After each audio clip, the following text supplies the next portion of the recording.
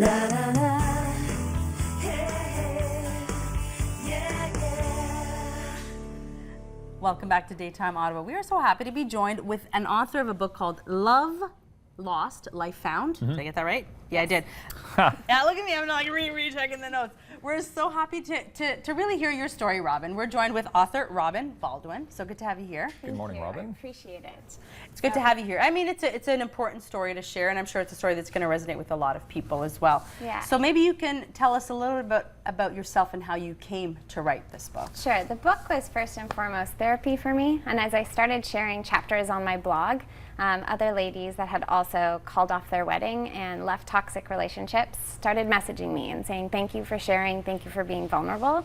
So that's when the book kind of came to birth, and I thought I could do more than just do therapy for myself, but also help others. Right. So the book is about calling off a wedding, leaving a toxic relationship, and then discovering a life that I absolutely love now. Right. Okay. So at this point, how long has it been since you called off that wedding? The wedding was supposed to happen August 25th, 2012. All right. So wow. it's almost 4 years. Okay. So how long were you in this relationship? 4 years. 4 years. Yeah.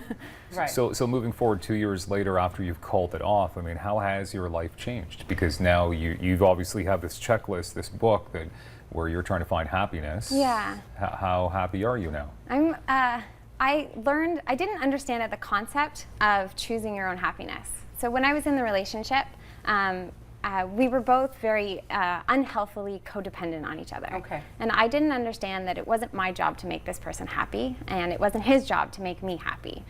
So in my healing journey, I've kind of understand and learned through so many different techniques, and I've gone through a lot of therapy and just my own personal self-development to discover what makes me happy through activities, through reading, and spending a lot of time in therapy.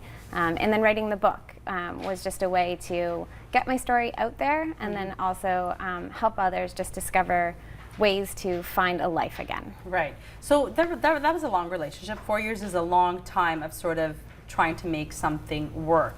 And you get to a point, I guess, in that relationship, maybe it's not at the 4-year mark, but when you realize this is just not healthy, right?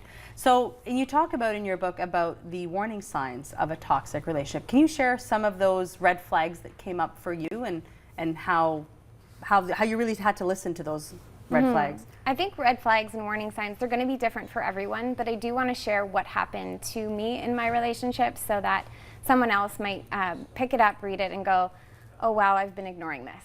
Or I've kind of, I've allowed this to happen. So I allowed things to happen. I don't play a victim mentality. I allowed things to happen in our relationship that wasn't okay. So I met him when I was still a party girl in my early 20s, and we would both go out to the clubs all the time. And when we started our relationship, I got really super into the fitness industry, and I started learning how to work out and eat properly, and I stopped drinking and I stopped going out. But he kept going out, and so it was 4 nights a week. And I had asked him to slow that down, Pull and back he a did, bit. but then it just kept getting worse. And going out and drinking was a standard for him, and I didn't want to be the girlfriend that was like, no, you can't go out for boys' night. So I allowed it to happen, but it was constant. And especially in the last year of our relationship, right before we called off the wedding, it got really bad, the amount of drinking. How close to the wedding? It was a month before. Oh wow, Okay. that's So tough. I was turning 30, and things were falling apart. And a month before the actual date, we decided, we used the words postpone because it's a little bit less of a hit. And we wanted to postpone the wedding so that we could focus on us and the problems that we were going through. So you both decided to do that. We decided together, Together. but I was the one saying, like, if this party and this big white event is causing a lot of stress in the relationship, then let's just postpone it so that we can work on our relationship. Okay, good for you. I believe in unconditional love, and I was trying to use that to fix everything. And we did reach a point where it just wasn't fixable. And he wasn't willing to meet me halfway in everything that we were doing. And I was trying to fix a very broken individual. Yeah. And I had finally understood the concept that I couldn't make him happy. Right. And if he wasn't willing to do that, that I needed to move on.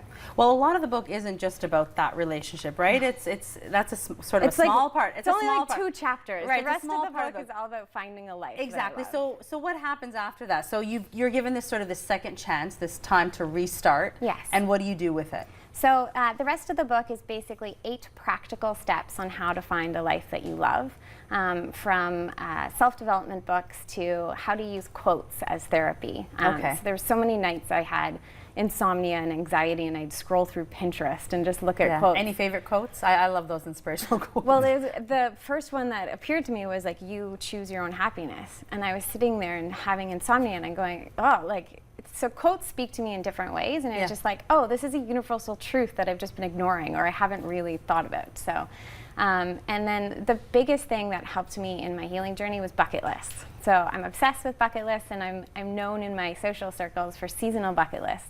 So I make summer ones and winter ones. So summer, because we have such short summers here, and then winter ones to make the most of our freezing cold winters. That's awesome. And I started with really small things. Like my first summer bucket list was I wanted to have a balcony garden. I used to live in Toronto, so balcony garden.